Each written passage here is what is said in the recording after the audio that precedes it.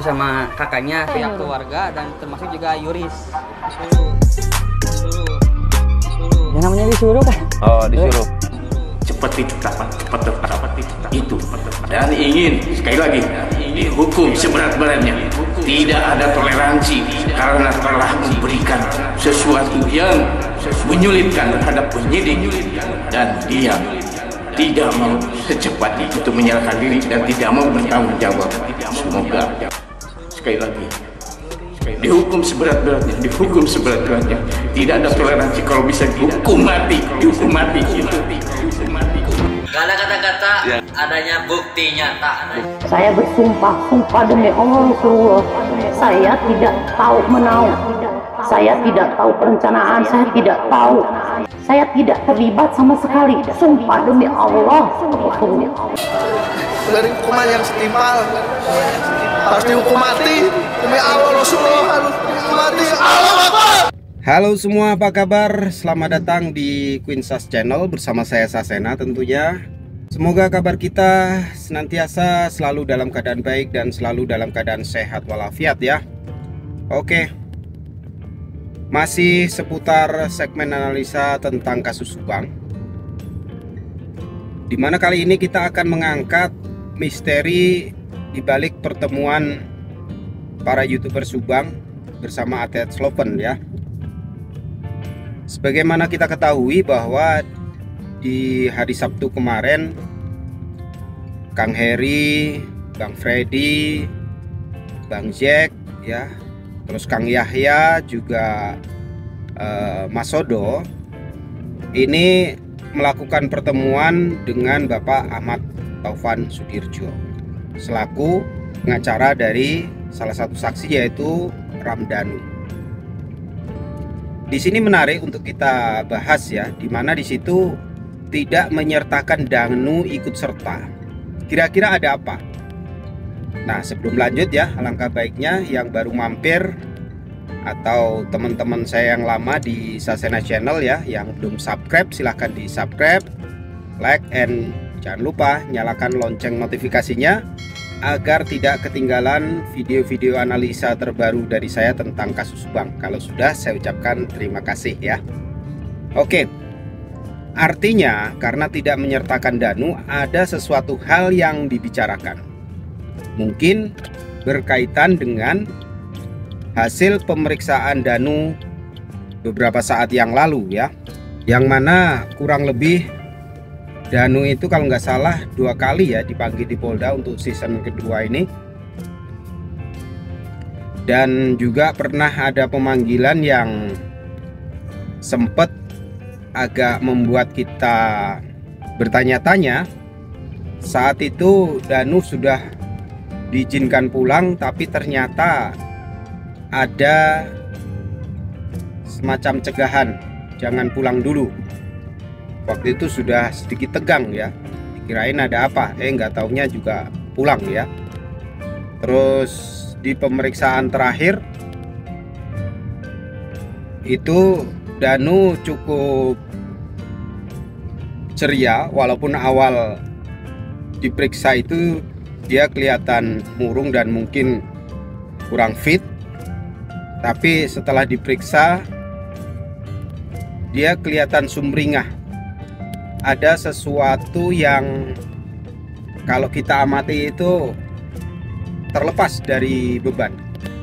Apakah Danu sudah buka-bukaan tentang kasus Rajapati yang terjadi terhadap Ibu Tuti dan Amalia Mustika Ratu? Ya entahlah, hanya Danu yang tahu.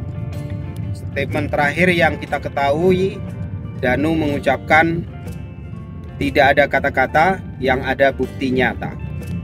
Nah, itu sempat kita bahas ya, arti dan makna kata-kata tersebut. Oke,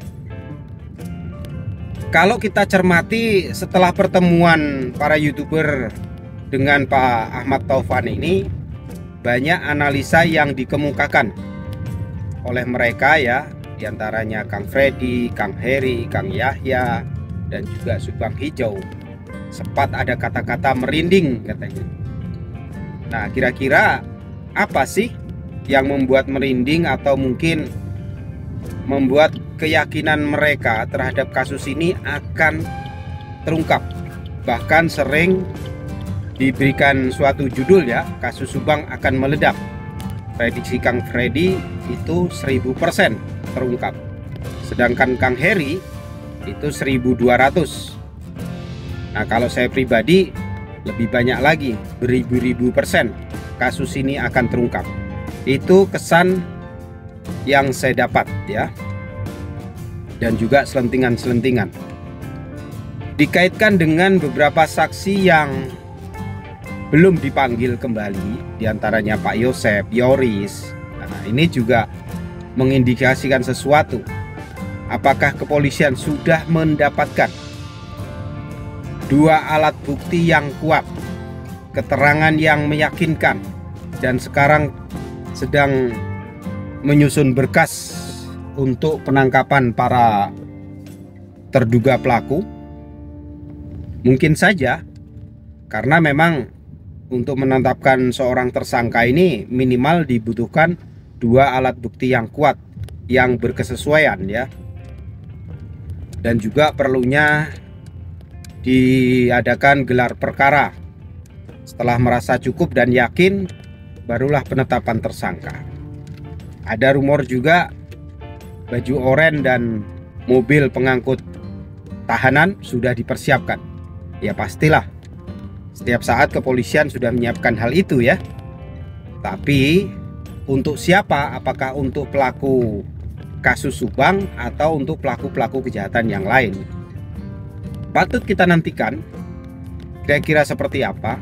Dan apakah minggu ini akan ada pemeriksaan? Kita belum dapat rumor ataupun isunya ya. Karena memang sepertinya Polda Jabar kali ini melakukan secara diam-diam. Tahu-tahu sudah ada pemeriksaan. Di hari Jumat kemarin aja kita sangka nggak ada. Tapi info yang kita terima ada beberapa saksi yang diperiksa. Sayangnya tidak terpublish. Contoh juga Pak Ujang tuh hari Senin yang lalu. Nggak ada yang tahu ya Pak Ujang itu diperiksa. Tahu-tahu ada podcast bersama MBS bahwa telah diperiksa. Kalau kita melihat saksi-saksi krusial atau saksi-saksi saat kejadian itu di TKP dan telah dipanggil kembali, artinya kepolisian ini sudah ingin memperkuat keyakinan mereka bahwa yang terjadi saat itu atau orang-orang yang patut dicurigai dan diduga sebagai pelaku mungkin sudah menguat. Contoh keterangan dari Pak Ujang yang tetap konsisten. Salah satunya yaitu tidak melihat Pak Yosep datangnya dari mana. Tahu-tahu ada di belakang ya. Sekitar jam 7:30 pagi. Terus tentang motor Scoopy Pak Yosep, ini sebuah petunjuk kalau memang keterangan Pak Ujang ini benar ya. Dimana di situ dia tetap konsisten tidak melihat motor Scoopy Pak Yosep.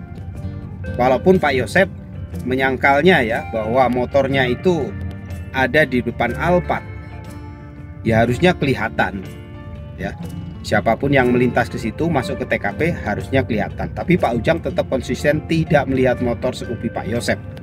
Yang ada itu motor hanya satu NMAX di dalam rumah. Itu motornya Amel ya, NMAX hitam. Oke. Dari sini mana yang patut kita percaya? Kalau kita tanya siapa yang benar, siapa yang bohong, ya hanya mereka yang tahu. Cuman kalau kita percaya yang mana, kalau menurut saya sih saya lebih percaya ke Pak Ujang ya. Karena Pak Ujang ini tidak ada motif atau yang berkaitan langsung yang dapat dihubungkan dengan kasus, tidak ada kepentingan gitu loh. Nah kalau Pak Yosep kan memang orang dekat ya, dimana pelaku atau terduga pelaku ini clue awal oleh AKBP Sumarni selaku Kapolres Subang saat itu mengatakan terduga pelaku adalah orang dekat, orang yang dikenal oleh korban. Nah, orang-orang dekat korban ini diantaranya memang ada Pak Yosep, ada Yoris, ada Danu, ada Wahyu, Opik, Kosasi ya. Pak Mulyana, Pak Kades, juga Diki selaku pacarnya, terus keluarga Ibu Tuti, keluarga Pak Yosep, dan lain-lain. Ya banyaklah orang dekat ini, termasuk Yanti dan juga keluarga. Tapi memang sampai saat ini kita tidak bisa ya begitu saja menuduh di antara mereka itu siapa yang terlibat. Kita hanya bisa menduga dan mencurigai. Tentunya tetap mengedepankan asas praduga tak bersalah. Ya, oke. Kembali keterangan-keterangan Pak Ujang tadi. Menurut saya keberadaan motor Scoopy ini menjadi petunjuk kenapa kalau keterangan Ujang ini benar, kenapa motor Pak Yosep nggak ada di situ? Di mana dia taruh sebenarnya? Apa yang terjadi? Dan jam berapa sih sebenarnya Pak Yosep itu datang ke TKP? Ya yang contoh saja ya, yang patut kita pertimbangkan itu tersiarnya kabar di jam 7 di WhatsApp grup para wartawan, yaitu wartawan Indra ya, yang mengatakan bahwa jam 7 itu dia sudah mendapatkan informasi lewat grup telah terjadi penemuan mayat awalnya. Dan bagi dia penemuan mayat di Subang katanya sudah biasa. Berkembangnya waktu sekitar jam 9 ternyata berubah perampokan dan korbannya 2 wanita. Akhirnya Pak Indra memutuskan untuk datang ke TKP. Nah dari sini sudah kita bisa tarik kesimpulan sebenarnya kasus ini terjadi diketahui pertama kali itu jam berapa. Ini cocok dengan keterangan Pak Sakur selaku penjual surabi ya samping TKP yang sering kita wartakan bahwa dia buka setengah 7-an, terus rame-rame sudah jam 7. Nah ini saya berharap sih kepolisian sudah mendalami hal ini ya. Terus terakhir itu juga ada berita penampakan CCTV. Ini CCTV yang mana lagi? Banyak dibahas di komen. Saya tadi malam melihat live-nya Kang Heri itu. Clue yang diberikan ini adalah penampakan seseorang dalam CCTV tersebut. Itu salah satu saksi yang sering diperiksa. Nah, ayo menurut kalian siapa nih? Ya. Menjelang pengungkapan kasus ini saya bilang ya, karena clue-clue yang diberikan oleh para YouTuber itu, mereka membahas bahwa kasus ini yakin akan terungkap. Tentunya mereka mempunyai sumber-sumber informasi karena mereka dekat dengan sumber kejadian. Artinya mendapatkan informasi itu lebih banyak daripada kita. Nah, menjelang pengungkapan ini adalah masa-masa krusial. Tanda-tanda yang sudah kita dapat itu ya, ini Danu ini bersama para YouTuber yang selama ini dekat dengannya ini kayaknya sudah mulai renggang. Ya nggak tahu juga sih, tapi sepertinya nggak sesering kemarin-kemarin kita hampir setiap hari disajikan podcast bersama Danu. Ini seperti sudah agak jarang, kayak menjaga jarak. Ada apa kira-kira? Oke, patut kita nantikan.